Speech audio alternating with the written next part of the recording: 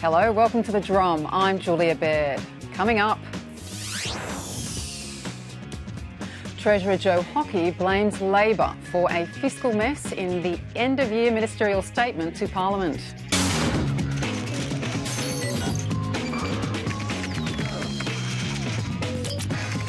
Temporary protection visas set to be resurrected with the support of the Palmer United Party.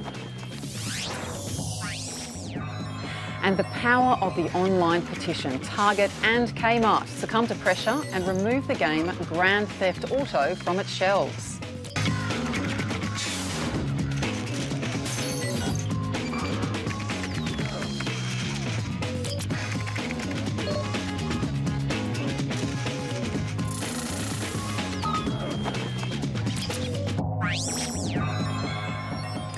Joining me on the panel, Kate McClymont, Sydney Morning Herald investigative reporter, Oliver Hartwich, Executive Director of the New Zealand Initiative, and in Canberra, Paul Bongiorno, the contributing editor at the 10 Network. And you, of course, can join us on Twitter using the hashtag #TheDrum. First tonight, we start on a heartwarming note, with our federal politicians wishing each other a safe and happy holiday season. It's a rare moment in politics when our leaders stop, collaborate and listen. I do extend compliments of the season to the Leader of the Opposition and to his colleagues on the opposition benches. Yes, there's been plenty of contention across the table, as you'd expect, Madam Speaker. The two fundamental tasks of government, national security and economic security. On at least one of those tasks, we have received a great deal of cooperation. Please send my very best to your remarkable wife, Margie, and your clever and capable daughters. And I'm sure as you savour a shandy or two this summer, pondering your year of achievement, you will miss us. But don't worry. We'll be back. We'll be here, ready for the political battle in the year ahead, whatever it may bring. Now, away from all the talk of shandies and the pleasantries, the government is struggling to get its budget measures through the Senate. And the latest national accounts figures have not helped either. They're showing slow economic growth at 0.3% in the latest quarter. Treasurer Joe Hockey has urged the Senate to work constructively. I urge the Labor Party, together with the Senate, to take a more mature and collaborative approach to addressing the challenge of budget repair. Blanket opposition and mindless resistance is nothing to boast about if you truly care about Australia's future. Our record is that we're up for some of the tough decisions, but what we can never do is drive this country backwards by shrinking the confidence in the high street, by tackling the vulnerable with a GP tax, by creating $100,000 university degrees. Instead of badgering people, he needs to just accept that the community has rejected what this government is talking about and is not listening. And if they want credibility, they need to sit down over the summer and rethink their agenda. When the Treasurer goes to New Zealand, he tells everyone how good our economy is. When he goes to London, he tells them how good our economy is. He's just doing this to create fear in the community so they can justify these bills. And of course the media just falls for it and says whatever the Treasurer says.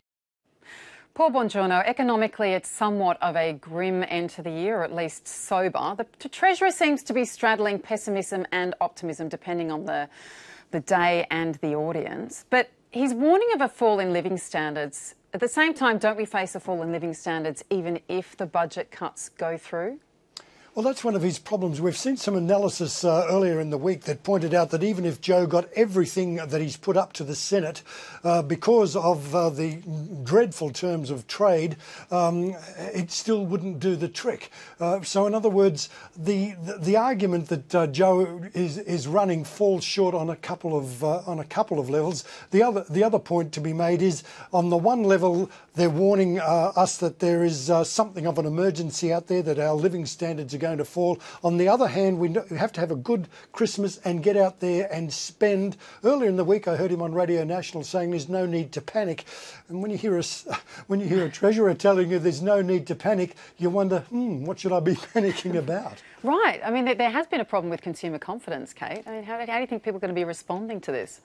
Look, I think that they're going to be responding quite badly. And also, I think that, you know, one of the big problems that the coalition government has is the fall in the iron ore prices. You know, that's not helping either when you've got, you know, the iron ore prices halved in the last year. So with no money basically coming in from the resource sector, and we haven't found another way to make money in other fields, I can understand why the government is feeling slightly panicky about the current economic situation. And does our hope now, Oliver, lie in New Zealand? Like there's so much despair about the possibility of reform, and even if that reform will actually be enough to get us to any, and no one's even talking about surplus anymore at the moment. What can we learn from New Zealand? I know you've just written a monograph on this. Well, I think what you can learn from New Zealand is that reforms take a long time. It takes a lot of patience and it takes a lot of preparation to get these reforms through. If you look at New Zealand, the current Prime Minister has been in this job for 6 years. He's currently actually getting the rewards of what he did in his first couple of terms.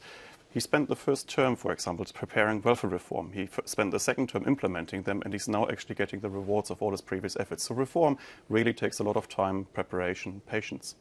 Right, so perhaps some more, let's talk about the lessons for Australia. You'd advise then perhaps the Prime Minister warning that he was going to go ahead or with university deregulation or with the Medicare co-payment, you know, which were a surprise to the Australian electorate when they were introduced. Exactly, and I think that's the problem. No reform should ever hit the public by surprise. Nothing should come out of the blue. You have to carefully prepare these reforms. You have to take the public with you. You have to explain what you're doing.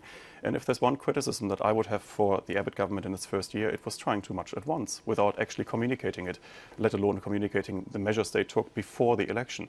You have to take the public with you, you have to explain what you do, you have to seek a mandate for your actions, and then you have a chance to get meaningful reform through. This seems to make perfect sense, Paul. What's your response to it? Well, I think Oliver's really hit the nail on the head here. I noticed a comment earlier in the week from Hugh Mackay, the social researcher, who said that the sort of budget we got in May was the sort of budget that a second-term government could maybe get away with after it's done all the sort of work that Oliver's been talking about. But it's really worse for this government because we do have the 10-second piece to camera looking down the barrel at the SBS News the night before the election, where Tony Abbott ruled out everything that Joe Hockey included in his first budget. And of course, one of the biggest reforms that is in there is Christopher Pyne's reforms to higher education. Now, the Education Minister himself admitted on radio this week that he only began talking about that in January of this year. In fact, before the election, his predecessor in that portfolio, and indeed the Prime Minister or then opposition leader Tony Abbott himself, ruled out any massive changes. So it really does play into what Oliver's talking about, and it does show that Tony Abbott maybe should, in the Christmas break, go across the ditch and take some lessons. People did used to remark, you know, about John Howard that he too, like John Key, had what's called strategic patience. In fact, the thing he most wanted to do with industrial relations reform took him 4 terms, and probably he needed a lot more patience on that one. Right, now sticking with the federal government now, the reintroduction of temporary protection visas looks likely to go ahead after the Palmer United Party declared its senators would vote for the bills. Concerns from the crossbench led the government to make some concessions, including granting work rights to asylum seekers on bridging visas. Support from Palmer United Party senators means the bill is now more likely to pass. Mr Palmer says the overall outcome would be positive. Now, there's a lot of other provisions in there that we wouldn't normally support, but we think it's important for this outcome to get these children off Christmas Island, to get the 27,000 to 30,000 people into work, to move them out of ghettos across the regional areas of Australia where we need labour. I find it chilling that Scott Morrison is effectively wanting to use people as hostages here. He could have started processing. He chose to not do the processing and now saying, unless we vote for his measures, then he'll continue to keep people in detention.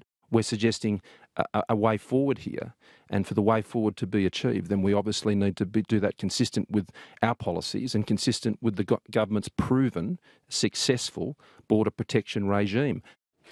Now, Kate, the TPVs were controversial, heavily criticised. You know, Clive Palmer's confident that this is a positive thing. Do you think we should be welcoming their reintroduction? Well, it's interesting that they were something that the coalition did introduce and Kevin Rudd's government abolished it.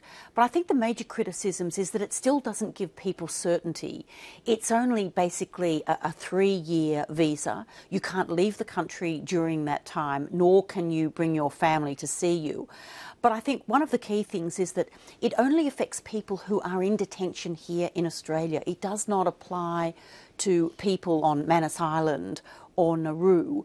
So I just sort of wonder whether it gives people any certainty at all, if there's no guaranteed outcome at the end of that 3-year TPV. How do you view it, Oliver? Well, it would be a bit rich giving advice from New Zealand because no boat is ever going to reach our shores. But what I would say is you have to probably take a less ideological approach to that and a more pragmatic one. If it really is about the children that you want to get off Christmas Island, I think we should do that because it is just inhumane to keep them there.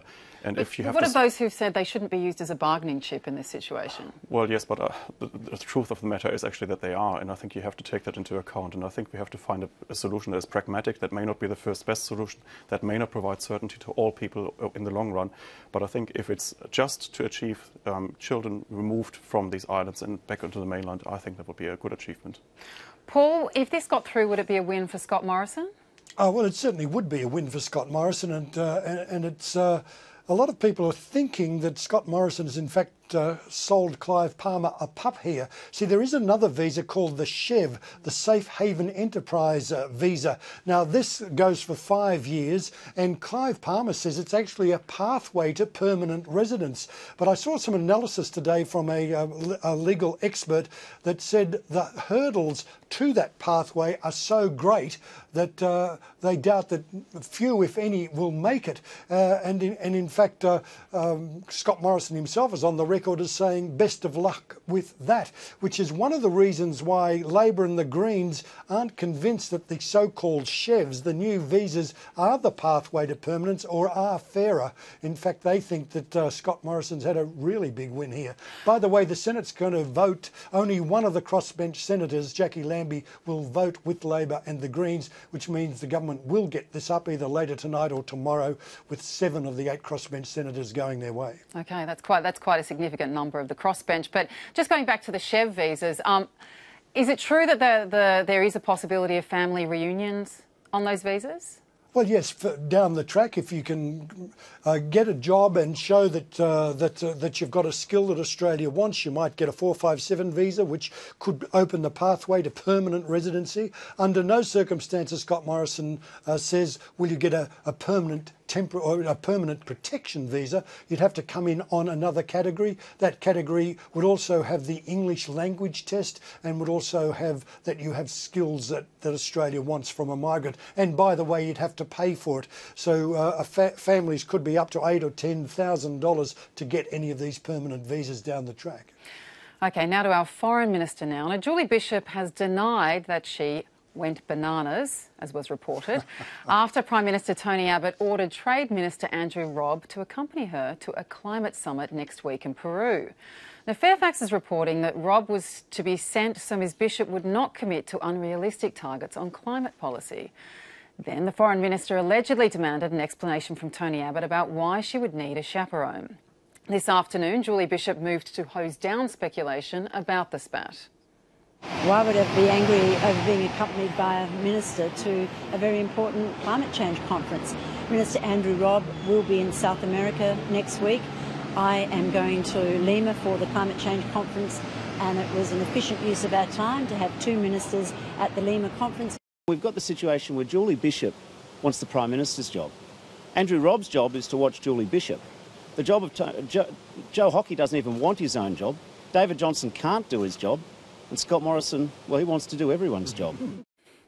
Kate McClymont, now, irrespective of the actual heat of the exchange at this meeting, which appears to be somewhat in dispute, surely the fact that the meeting took place at all signals that there is tension between the Prime Minister and his Foreign Minister. How significant do you think that is? Look, I think it's really significant, and I think the fact that the story was written by Phil Corey in the Fin Review, who is not prone to exaggeration, I think it's significant. It's showing cracks. And even when Julie Bishop has said it's an efficient use of 2 ministers, you think, no, it's not. why is it an efficient use to send 2 ministers to Lima when one would probably do the trick quite nicely? So there is something going on behind the scenes there. Efficiency might not be the first word. How do you read this situation, Paul? And what does it also tell us, not just about the relationship between these two, but also about Australia's stance globally on climate change, that it suggested a second minister is needed to potentially rein in the first? Yeah, well, it tells us quite a lot, really. In fact, I'm told, and I've checked this out today, that a month or so ago, no ministers were going, just one of our officials. And, of course, Australia, with our new government, has ditched any pretense at wanting to be world-leading when it comes to combating climate change. In fact, at the climate conference in Poland, we're champions of coal, and we will be for quite a while to come. Now, it is true that Julie Bishop did have a confrontation with Tony Abbott earlier in the week. I've been able to confirm that with quite senior sources, and I can also tell you that that the first she found out that Andrew Robb was going was in a letter that her office got from the Prime Minister's office dated Friday the 28th. So not great communication there then. Well, it's not great communication there. It is, I mean, the record of Andrew Robb is, if he's not a climate change denier, he's someone who believes that we shouldn't do anything to disadvantage Australia's coal export industry. And in fact, he played a key role in attacking the ETS deal that Malcolm Turnbull had done with the Rudd government and led the putsch, if you like, against Malcolm Turnbull in the party room over that very issue. Okay. Now to another matter that's been preoccupying a lot of consumers. Australian retail chains Kmart and Target have pulled the R-rated video game Grand Theft Auto 5 off its shelves after a backlash over its depiction of violence against women. An online petition calling on Target to withdraw the game got more than 40,000 signatures. The women behind the petition said as survivors of sexual violence, they felt the game sent a dangerous message. Target has released a statement saying, "In the case of GTA 5, we have listened to the strong feedback from customers that this is not a product they want us to sell." Now let's take a look at a short clip of the game. Hey, Slick, it's me! I'm a Darwinist, brother, all right? Some prosper. Enjoy the picture, everyone! And some struggle.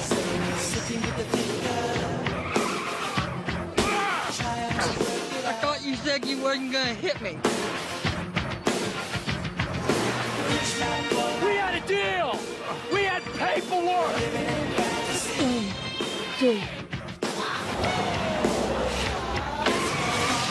My daddy was not nice to me!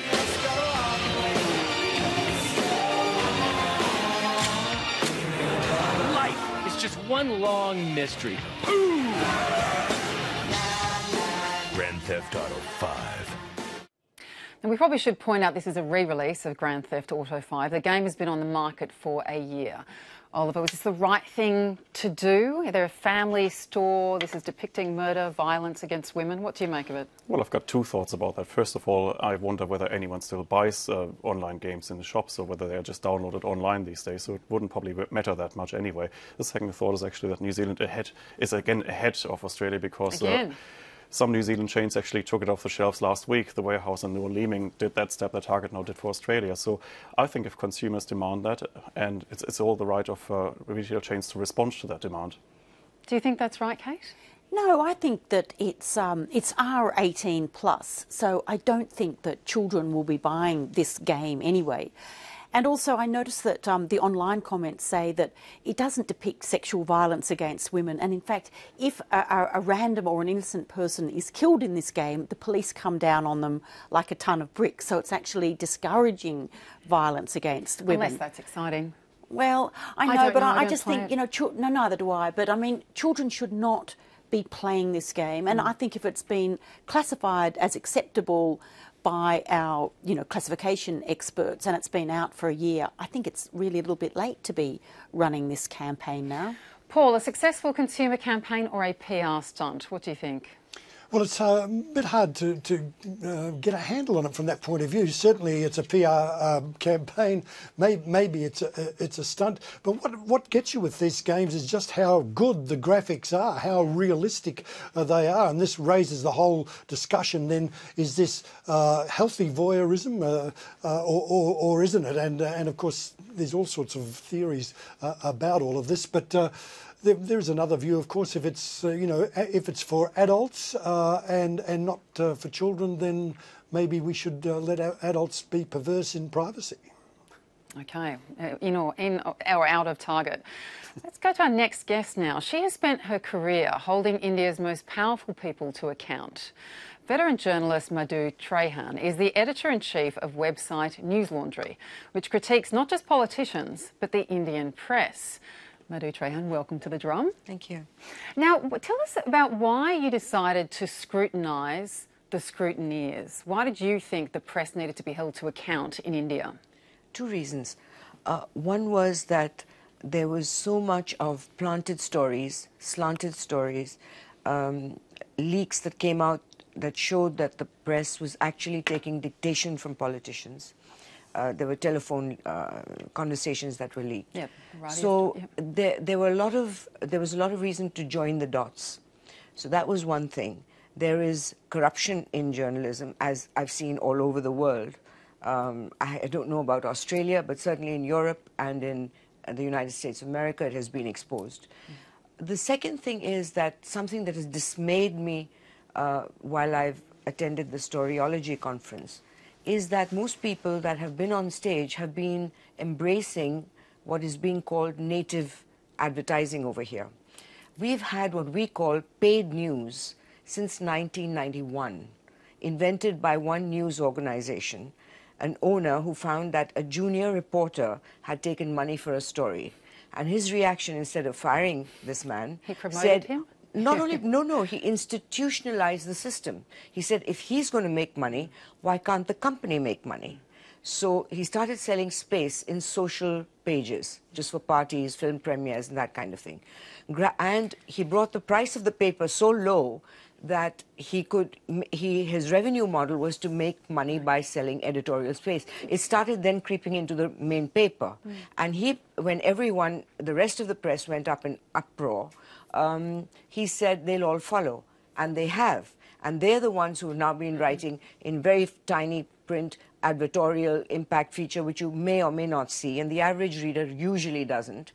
And it has reached a level where in India you do not know whether you're reading news or whether you're reading advertising. And I don't understand why we have to have this, because what's wrong with just plain advertising when you know that you're reading an ad or watching an ad? What is the need to blur the line to such a degree that an advertising looks like news? It's lying. So there are no common standards, whereas you have to actually, disclose. They do disclose it, but they disclose it in such a clever way that by the time you've read the whole article, by the time you reach the end of it, you realize it. And there's so many, and they have a rule in this company where they will not put any brand name in their paper or on their channel. Even if somebody else does an expose, they'll say a channel, a reporter. They won't mention them. Every brand has to be paid for. So there's a funeral report on the ex-former erstwhile Maharaja of Mysore, who happens to want his body to be taken in a BMW. Now, normally, the BMW would never be mentioned, but because BMW pays for it, it's mentioned 6 times in a funeral report. Wow. That's what is native advertising. So I can't understand why people are celebrating it here. It's terrible. We've been through almost 12, 14 years of this. And it's just getting worse? Is exposure of it checking it or not? You see, now it's come to a point where the credibility of journalists has become so low in our country that the Prime Minister of India calls us news traders. And have you been attacked or threatened for your exposures on this practice? No, I've been not at all, because the people are with us. The public has understood that this is not what they want. But the other media outlets haven't tried to discredit you? Not yet. They're on a losing streak because the public cannot support a news organization that is basically lying. Well, that's my question really for you. How do Indian consumers, readers really respond to all of these revelations? I imagine if that happened in New Zealand or Australia, people found out about it and they would just boycott the paper. Does that happen in India? No, but you have found out about it in Australia. Has anyone done anything? In all the sessions that I've seen in Storyology, it's being lauded as normal, that it's a wonderful thing. People at websites, newspapers, all surviving channels, they were talking about it like it's a wonderful thing. So how are you asking me whether Indians have responded or not? Indians are rabidly against it. Their Twitter wars against it. There's name-calling, and I think this is the reason that journalism today is at a very low credibility. We've lost... You see, when a person reads or watches something, the one thing journalism expects is that they must suspend disbelief. They must believe you. Now, if we're introducing impact features and news advertorials and whatever it's called, they're not going to believe you. Well, so we've lost that. Thank you so much for joining us tonight, Madhu Trehan. I hope you enjoy the Walkleys tonight, another side of Australian journalism at least. That's all for The Drum tonight. Thanks to our panel, Kate McClymont, Oliver Hartwich, Paul Bongiorno. We're on abc.net.au/The Drum. We'll be back again tomorrow night. We'll see you then.